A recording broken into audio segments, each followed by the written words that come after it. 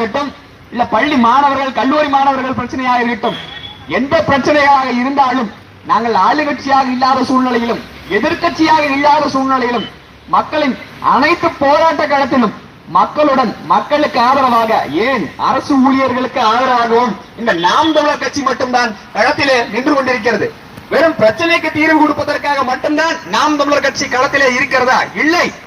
இந்த மண்ணை, இந்த மக்களை, இந்த மண்ணில் இருக்கக்கூடிய மக்களின் வாழ்வாதாரமும் அவர்களின் வாழ்வும் மேம்படுவதற்கான அனைத்து நலத்திட்டங்களோடும் அத்தனை அடிப்படை பிரச்சனைகளுக்கான தீர்வுகளோடும் இந்த நாம் தமிழர் கட்சி மட்டும்தான் தொடர்ச்சியாக 16 ஆண்டுகளுக்கு மேலாக மக்களுடன் கூட்டணி வைத்து இந்த தேர்தல் களத்திலே 1% இருந்து 8% உயர்ந்து தனக்கென்று தனித்துவமான வாக்கு வங்கியோடு இந்த களத்தில் நிற்பது நாம் தமிழர் கட்சி மட்டும்தான்.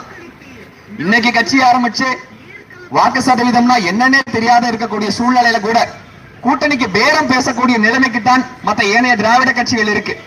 அப்படி இருக்கக்கூடிய சூழ்நிலையிலும் 8% வாக்குகளை வைத்துக் கொண்டு எந்த கட்சியினுடனும் சமரசமின்றி கூட்டணிக்கு பேரம் பேசாமல், யாருடனும் எந்த கூட்டணி சீட்டுக்கு மண்டியிடாமல், எவ்வித சமரசமும் இன்றி மக்களாகிய உங்களை நம்பி மட்டுமே 16 ஆண்டுகளாக மக்களுடன் மட்டுமே கூட்டணி வைத்து எத்தனை முறை தோற்றாலும் என் மண்ணையும் என் மக்களையும் நேசித்தே தீருவேன், எத்தனை முறை நீங்கள் எங்களை புறக்கணித்தாலும் உங்களை நாங்கள் புறக்கணி மாட்டோம், உங்களை தேடி உங்கள் குறைகளை நிவர்த்தி செய்ய நாங்கள் என்றுமே களத்திலே நிற்போம் என்ற உறுதியோடு நாம் தமிழர் கட்சி தொடர்ச்சியாக இந்த தேர்தல் களத்தில் உங்களை தேடி வந்து கொண்டிருக்கிறோம். நாம் தமிழர் கட்சிக்கு வாக்கு செலுத்துவதால என்ன மாற்றம் உங்களுக்கு கிடைச்சிடும்? என்ன நல்லது நடந்துரும்? உங்களுடைய அனைத்து அடிப்படை பிரச்சனைகளும் சரி செய்யப்படும். பொதுவா அவிநாசி சட்டமன்ற தொகுதியில ரொம்பவுமே பிரதானமா இருக்கக்கூடிய ஒரு பிரச்சனை குடிநீர் தட்டுப்பாடு. நமக்கு பக்கத்துலதான் மேட்டுப்பாளையம் இருக்கு. மேட்டுப்பாளையத்துல இருந்துதான் அவிநாசிக்கு தண்ணீர் வருது. அன்னூருக்கு வந்து அதற்கு பிறகுதான் அவிநாசிக்கு தண்ணீர் வருது. ஆனால் முறையா அந்த குடிநீர் விநியோகம் செய்யப்படுதா? சரியான தூய்மையான குடிநீர் விநியோகம் செய்யப்படுதா? இல்ல.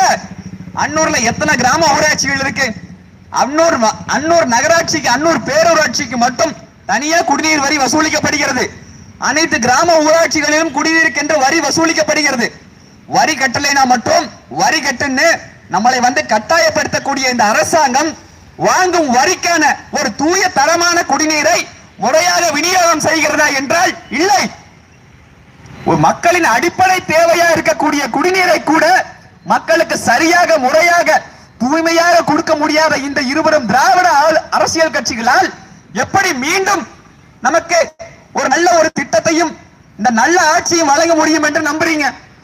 இந்த சூழ்நிலை மட்டுமல்ல, இத்தனை ஆண்டுகளாக நம்மளை ஜாதியாலும் மதத்தாலும் இனத்தாலும் வெறும் வாக்கு அரசியலாலும் பிரித்து வைத்திருந்த இந்த திராவிட கட்சிகளை புறந்தள்ளி நடைபெற இருக்கிற 2026 ஏப்ரல் சட்டமன்ற தேர்தலிலே நாம் தமிழர் கட்சியின் வெற்றி சின்னமான ஏற்கனவே தாங்கிய விவசாயி சின்னத்தில் நாம் தமிழர் கட்சியின் வெற்றி வேட்பாளரான சகோதரி மேனகா விஜயகுமார் அவர்களுக்கு உங்களின் மதிப்பும் மானமும் மிக்க வாக்குகளை செலுத்துங்கள். இந்த அன்னூர் பகுதி சார்ந்த இருக்கக்கூடிய அனைத்து பிரச்சனைகளுக்கும் தீர்வுகள் மட்டுமல்லாது இந்த பகுதியில் அனைவருக்கும் தேவையான வேலை வாய்ப்புகளை உருவாக்கப்படும். நாம் தமிழர் கட்சியோட செயற்பாட்டு வரைவை ஒரு முறை படிச்சு பாருங்க. செயற்பாட்டு வரைவில் அனைத்து பிரச்சனைகளுக்கும் தீர்வு, அடிப்படை அமைப்பு அரசியல் மாற்றத்தை இந்த நாம் தமிழர் கட்சி மட்டும்தான் கொடுத்திருக்கு. இலவசங்களை அறிவித்திருக்கிறோம். ஆனால் நாம் தமிழர் கட்சி எப்போதும் இலவசத்திற்கு எதிரானது. ஆனால் நாம் தமிழர் கட்சி மட்டும் இலவசத்தை அறிவிக்குது. என்ன இலவசத்தை அறிவிக்குது? அனைவருக்கும் தரமான சமமான மருத்துவம், அரசு மருத்துவமனையிலே தரமான மருத்துவம் வழங்கப்படும்.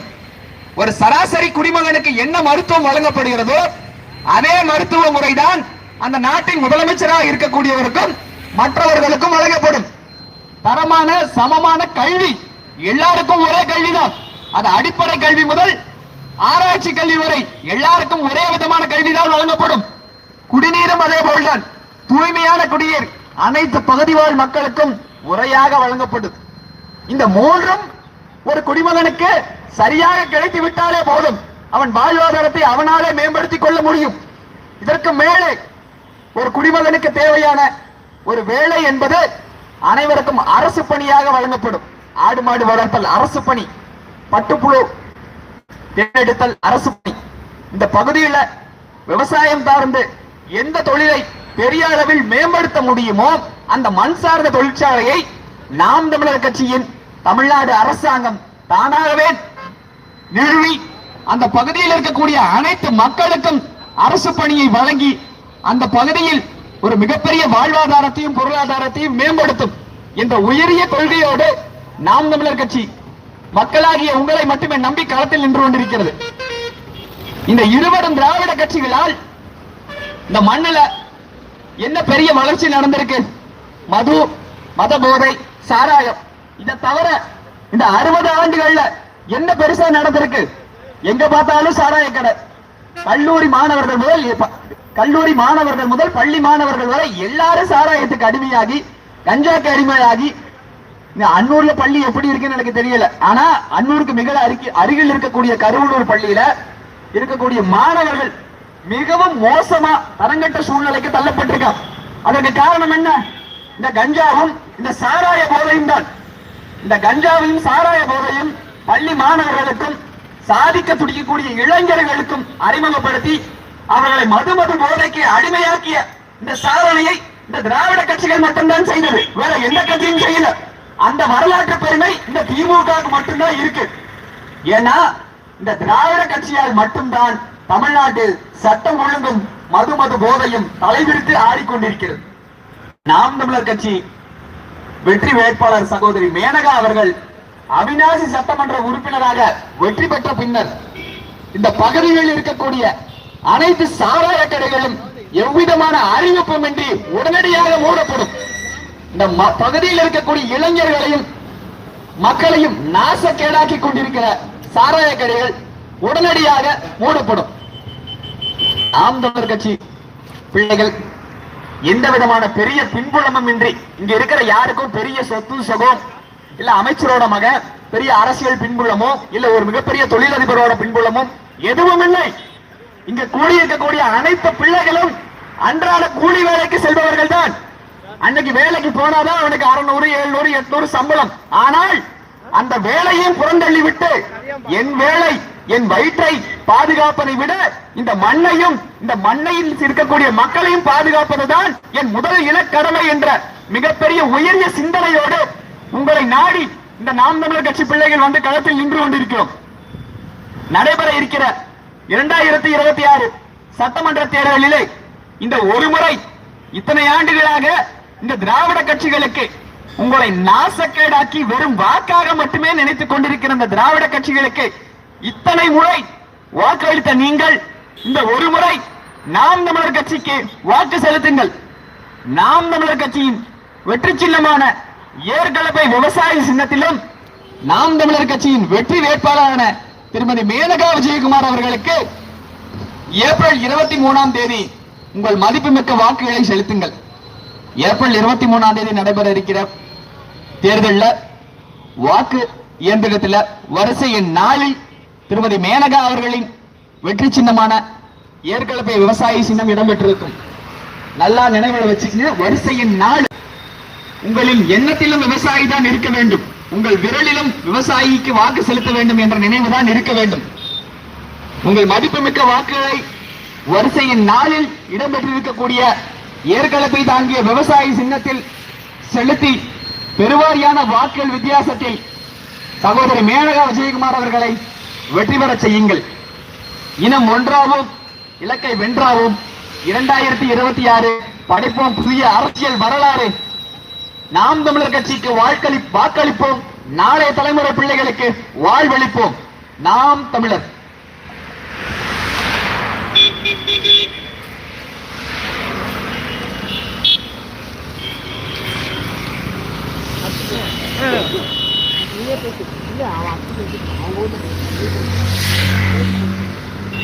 அடுத்ததாக நாம் தமிழர் கட்சி அவிநாசி சட்டமன்ற தொகுதியின் வெற்றி வேட்பாளரான திருமதி மேனகா விஜயகுமார் அவர்கள் உங்கள் முன் உரையாற்றுவார்.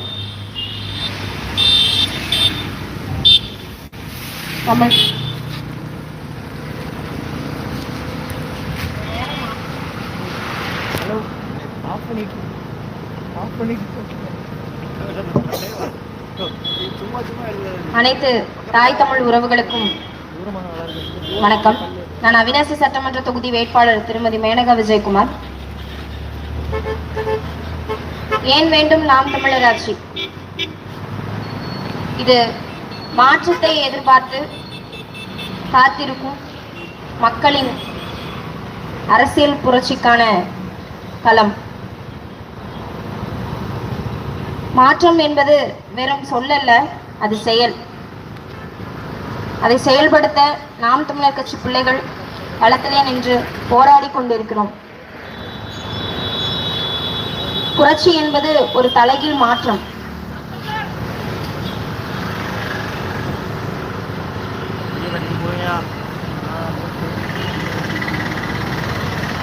இன்னைக்கு இருக்கக்கூடிய அரசியல் சூழ்நிலையில நம்ம எல்லாருமே நம்முடைய அடிப்படை தேவைகளை போராடித்தான் பெறக்கூடிய நிலையில் இந்த ஆட்சியாளர்கள் நம்மளை வச்சிருக்காங்க.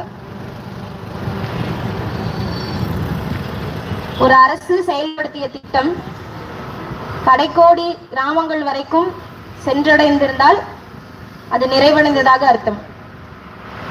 ஆனால் இன்றளவும் பெருமளவு கிராமப்புற மக்களுக்கு அவங்க செயல்படுற திட்டங்களாகட்டும் நலத்திட்டங்களாகட்டும் எதுவுமே அவங்க முழுமையா போய் சென்றடையல. பரப்புரைக்கு போகும் பகுதிகள் எல்லாமே கிராமப்புற பகுதிகளாகட்டும் நகர்ப்புற வாழ் பகுதி மக்களாகட்டும் குறைகளை மட்டுமே சொல்லக்கூடிய சூழ்நிலையில இந்த ஆட்சியாளர்கள் வச்சிருக்காங்க. போய் பார்த்தீங்கன்னா தெரியும், அவங்களுக்கு தேவையான அடிப்படை வசதிகள் கூட இன்னும் முழுமையடைய செய்யல. சாக்கடை வசதி இல்லை, கழிப்பறை வசதி இல்லை, தெருவிளக்குகள் இல்லை. இன்றளவும் அந்த சூழ்நிலையில் தான் வாழ்ந்துட்டு இருக்காங்க மக்கள்.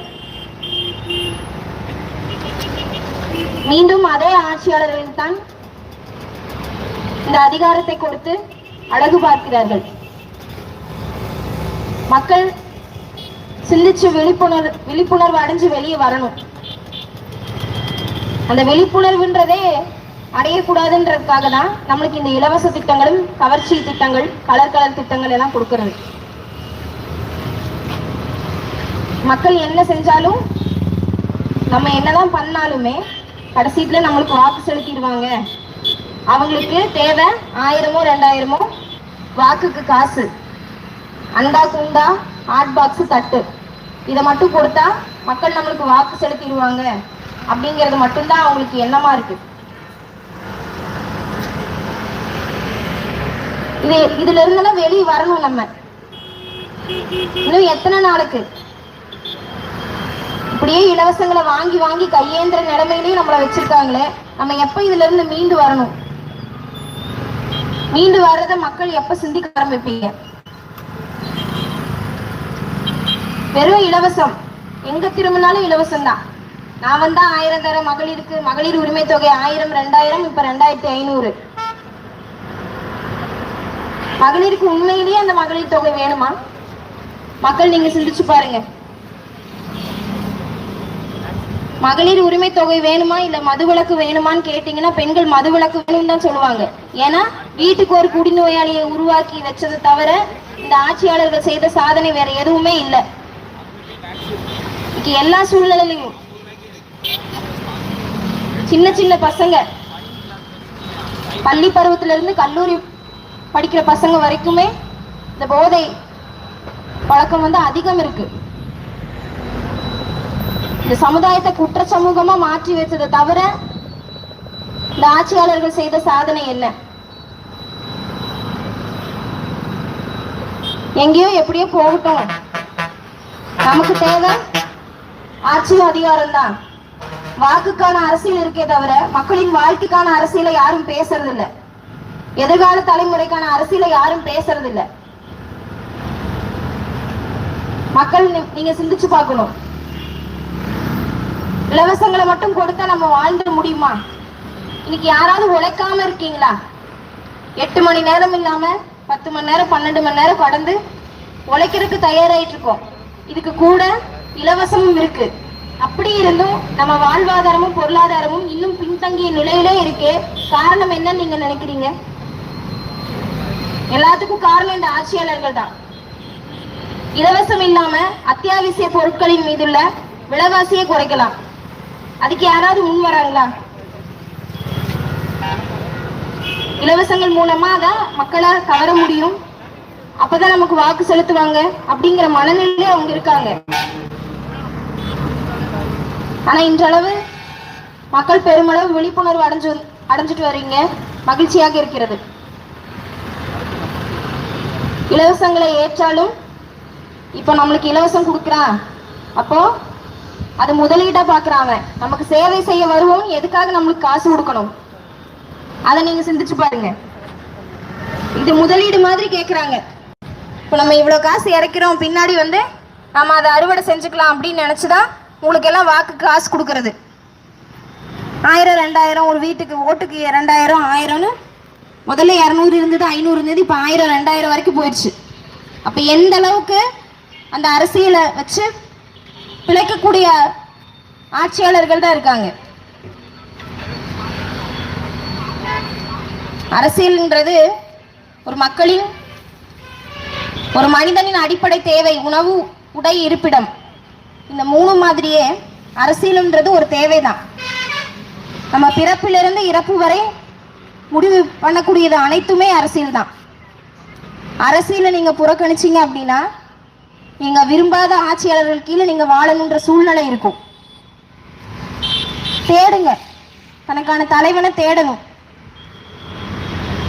இன்னும் 10 நாட்கள் மட்டும்தான் இருக்கு மீதம். சும்மா இலவசத்தை கொடுத்துட்டாங்க, நான் காலங்காலமா இந்த கட்சியில தான் இருந்தேன், காலங்காலமா இந்த கட்சியில தான் இருந்தேன் அப்படிங்கறத தாண்டி இருந்துட்டீங்க. உங்க வாழ்க்கையில என்ன முன்னேற்றம் அடைஞ்சிருக்கு, உங்க பொருளாதாரம் எந்த வகையில முன்னேற்றம் ஆயிருக்கு அப்படிங்கிறத சிந்திச்சு பார்க்கணும். காலங்காலமா இருந்தீங்க,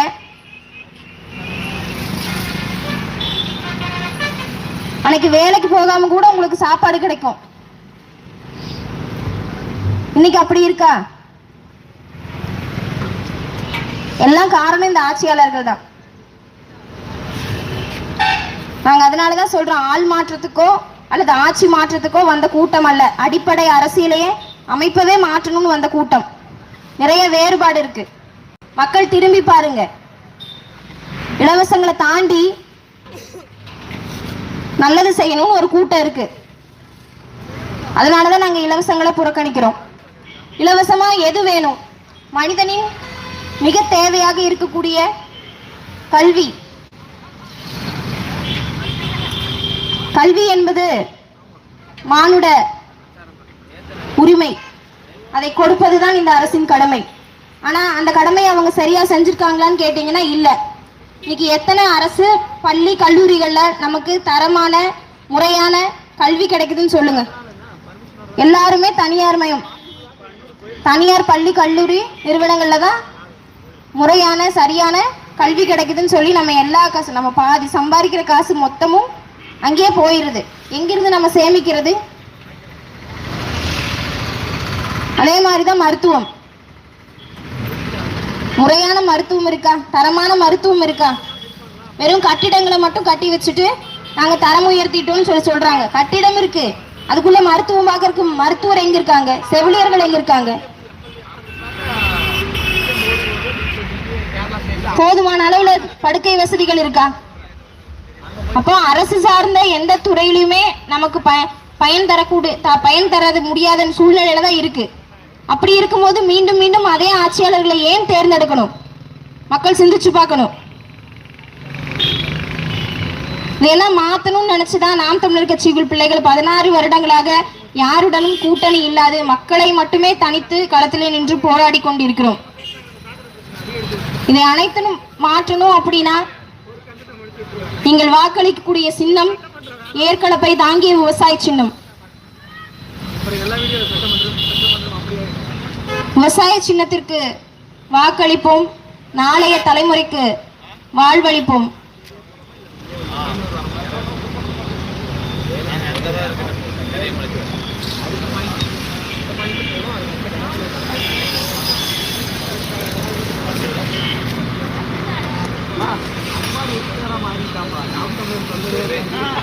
முடிவு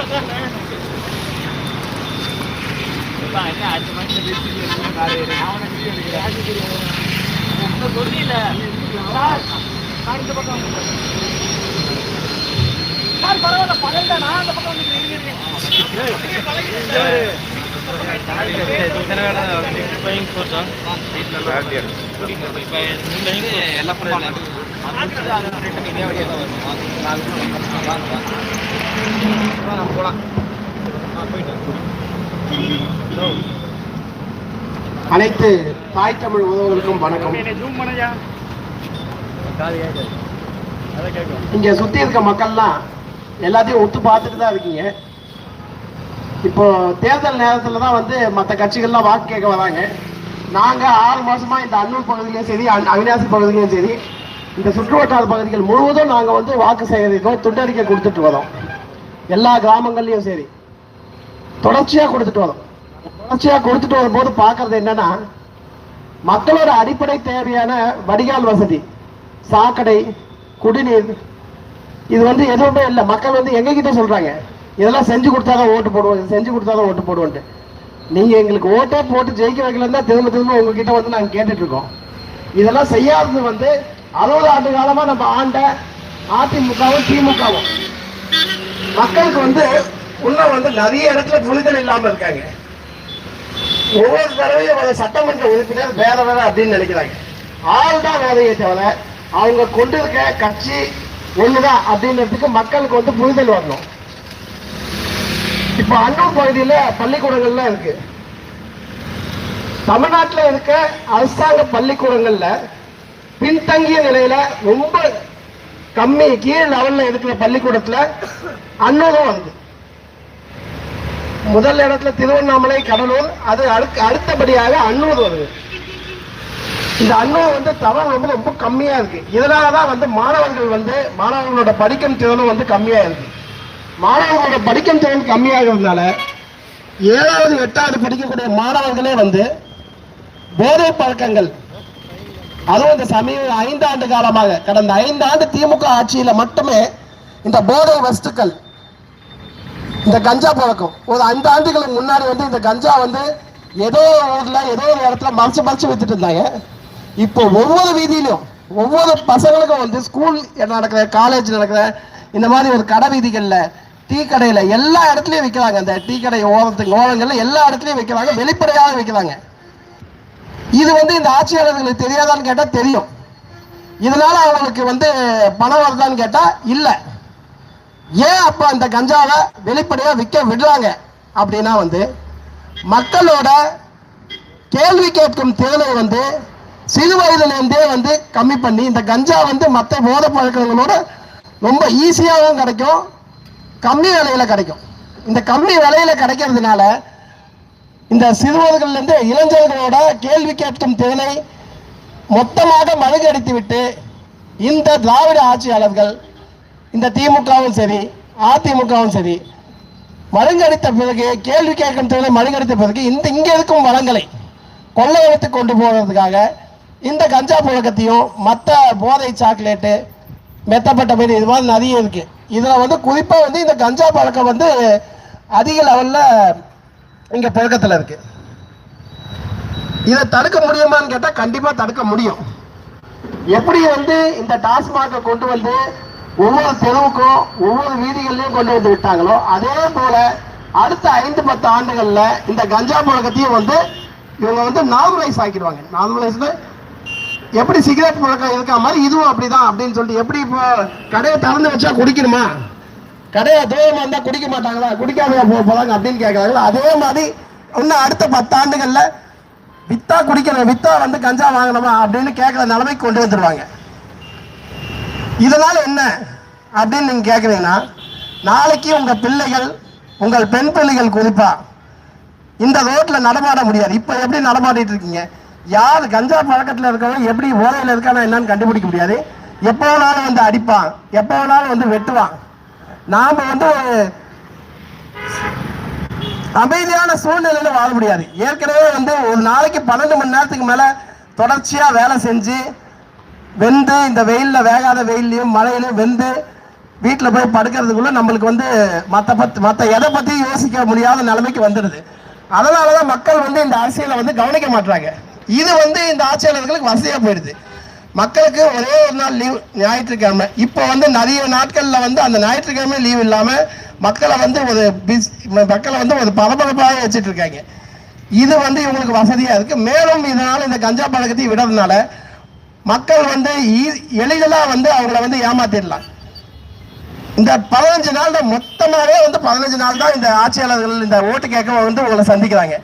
அதுக்கு முன்னாடியும் சரி பின்னாடியும் சரி எப்பயாவது சந்திச்சிருக்காங்களா? இந்த கேள்வியை நீங்களே கேட்டு பார்த்துக்குங்க. உங்களுக்கு எல்லா மக்களுக்கு வந்து இன்னும் முழு விழிப்புணர்வு அடையலை. என்னன்னா இவங்களுக்கு யாருக்கோ ஒருத்தர் ஓட்டு போடுறோம், ஓட்டு போடுறது நம்ம கடமை, போட்டுட்டு வந்துடணும்னு நினைக்கிறீங்க. இதனால நம்மளுக்கு என்ன மாற போகுது? 60 வருஷமா இவங்க இருக்காங்க, அடுத்து நாளைக்கு இன்னொருத்தர் வந்து அப்படிதான் வந்து பண்ண போறாங்க அப்படின்னு நீங்க நினைக்கிறீங்க. எல்லா ஊடகத்தையும் தேடி பாருங்க, அண்ணன் சீமானோட பேச்சுக்களை கேளுங்க, அவரோட தற்சார்பு பொருளாதாரத்தை பாருங்க. பார்த்து எது நல்ல கருத்தோ அதை தெரிஞ்சு நீங்க யாரு நல்லவங்களோ தெரிஞ்சு நீங்க ஓட்டு போடுங்க.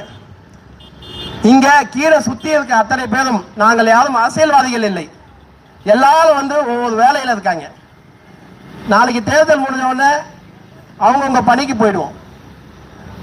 தேர்தல் நடக்கிற சமயத்துல இப்பயும் அவங்கவுங்க பணி செஞ்சுட்டு கிடைக்கிற நேரத்தில் லீவு போட்டோ இல்லை இது பண்ணிட்டு மக்களுக்கு விழிப்புணர்வு அடைகிறதுக்காக நாங்கள் எல்லாரும் வந்து வேலை செஞ்சுட்டு இருக்கோம். இந்த வேலையை நாங்கள் எதுக்காக செய்யறோம்னா எங்களோட கடமையா நினைச்சு செய்யறோம். நம்ம பிறந்த இனத்துக்காக ஏதோ ஒரு கடமையை செஞ்சு இந்த மக்களுக்கு விழிப்புணர்வு அடைய வைக்க மாட்டோமா அப்படின்னு ஒரு ஏக்கத்துக்காக செய்யறோம். அதனால தயவு செஞ்சு எல்லாம் தேடி பாருங்க. நாளைக்கு இந்த தேர்தல் முடிஞ்ச உடனே நாங்க தோக்கிறமோ ஜெயிக்கிறோமோ உறுதியா வென்றுவோம்னு நினைச்சுதான் நாங்க வேலை செய்யறோம். ஒருவேளை தோத்தாலும் திரும்ப அடுத்த 3 வருஷத்துல நாடாளுமன்ற தேர்தல் அப்போ இந்த மக்களை வந்து திரும்ப சந்திப்போம், திரும்ப விழிப்புணர்வு அடைய மாட்டோம், எக்காரணத்தை கொண்டும் சோர்வடைய மாட்டோம். நாங்கள் எங்கள் இலக்கணமை ஆற்ற வந்திருக்கிறோம். அதற்காக எப்போது கொண்டு சோர்வு அடைய மாட்டோம். நாளைக்கு நாங்கள் உலக போகும்போது நிம்மதியாக உறங்குவோம், சாகும் போதும் நிம்மதியாக சாவோம். ஏன்னா எங்களோட கடமையை நாங்கள் செஞ்சிருக்கோம். அது போல தேர்தல் நேரத்தில் தேர்தல் நாளன்னைக்கு உங்களோட கடமையை நீங்க செஞ்சு நிம்மதியா உறங்க போகிறீங்களா? இல்ல வருஷம் ஃபுல்லா உங்க வாழ்நாள் ஃபுல்லா வந்து இவங்களை நினைச்சு புலம்பிக்கிட்டே இருக்க போறீங்களா? நம்ம வீட்டுல நம்ம கூட எரியும் போது தான் நம்மளுக்கு கவலை வரும். அடுத்தவங்க கூட பக்கத்து வீட்டு கூட எரியிற வரைக்கும் நம்மளுக்கு எந்த கவலையும் படாம இருப்போம். நாளைக்கு உன் வீட்டு கூரையும் எரியும், ஆனால் அப்போது அழிக்க வந்து யாரும் வரமாட்டாங்க. ஏன்னா மொத்த பேரும் வந்து அழிஞ்சு நாசமா போவாங்க. இந்த திராவிட ஆட்சியாளர்கள் அடுத்த 10 ஆண்டுகளுக்கு தொடர்ந்தால் அன்னூர்ல இருக்க அத்தனை பேரை வந்து வேலைக்கு எங்க போறீங்க? ஒண்ணு கோயம்புத்தூர். ஏன் இங்க அன்னூர் இவ்வளவு பரப்பளவு இருக்கு, 40 கிலோமீட்டர் சுற்று பரப்பளவு கொண்டு இருக்கு. இங்க ஒரு தொழில் அமைக்க முடியுமா? இங்க தற்சார்பு பொருளாதாரத்தை அமைக்க முடியுமா? இதுக்கான யோசனை ஏதாவது இந்த திராவிட ஆட்சியாளர்களுக்கு இருக்கா? அவங்களுக்கு இருக்க ஒரே ஒரு யோசனை, இவங்களுக்கு கடைசியா ஒரு 2000 ரூபாய் கொடுத்தா ஓட்டு போட்டுவாங்கப்பா, அவ்வளவுதான்ப்பா. ஜாதியை சொல்லி ஓட்டு வாங்கிக்கலாம், இனத்தை சொல்லி ஓட்டு வாங்கிக்கலாம், மதத்தை சொல்லி ஓட்டு வாங்கிக்கலாம். இல்லையா பிஜேபி உள்ள வந்துடும் சொல்லி டிஎம்கே ஓட்டு வாங்குவாங்க, டிஎம்கே உள்ள வந்துடும் சொல்லி அதிமுக ஓட்டு வாங்குவானுங்க. ஏன்னா நாங்க நல்லது செய்யறோம் எங்களுக்கு போடுங்க அப்படின்னு சொல்லி யாராவது ஒருத்தர் ஓட்டு வாங்கலாம்னு பார்த்தா கண்டிப்பா கிடையாது. இவன் அவனை குறை சொல்லுவான், அவன் இவனை குறை சொல்லுவான். நாங்கள் நல்லாட்சி தருவோம் அப்படின்னு சொல்லி யாராவது ஓட்டு வாங்குறாங்களா? கடந்த 5 ஆண்டுகள் மோசமான சாதனையை சொல்லி இவங்க ஓட்டு வாங்குவாங்க. இல்லைன்னா பிஜேபி உள்ள வருதுன்னு சொல்லி அவங்க ஓட்டு வாங்குவாங்க. நாங்க நல்லது செய்வோம்னு சொல்லி எப்போதும் ஓட்டு வாங்குறது இல்லை. மக்களாகிய நீங்கள் வந்து இதை தெளிஞ்சு ஒரு தடவை 15 வருஷமா ஒரு மனுஷன் கத்திட்டு இருக்காரு, அவர் ஏறிட்டு பார்த்து நாம் தமிழர் கட்சிக்கு எங்களுக்கு ஏது ஒரு விவசாய சின்னத்தில் ஒரு தடவை வாக்கு அளிச்சிங்கன்னா உங்கள் வாழ்வும் வாழ்க்கையும் செழிக்கும் அளவுக்கு நாங்கள் வந்து ஆட்சி செய்வோம், தற்சார்பு பொருளாதாரத்தை மேம்படுத்துவோம். ஆகையால் வரும் ஏப்ரல் 23ஆம் தேதி சட்டமன்ற தேர்தலில் தங்கை வி மேனகா அவர்களுக்கு பெருவாரியான வாக்குகள் செலுத்தி வெற்றி பெற செய்ய வைக்குமாறு கேட்டுக்கொள்கிறேன். தமிழ்தாய் வாழ்க, தலைவர் பிரபாகரன் வாழ்க. இலக்கு ஒன்றுதான், இனத்தின் விடுதலை. நாம் தமிழர், நாமே தமிழர், உறுதியாக வெல்வோம். நன்றி, வணக்கம்.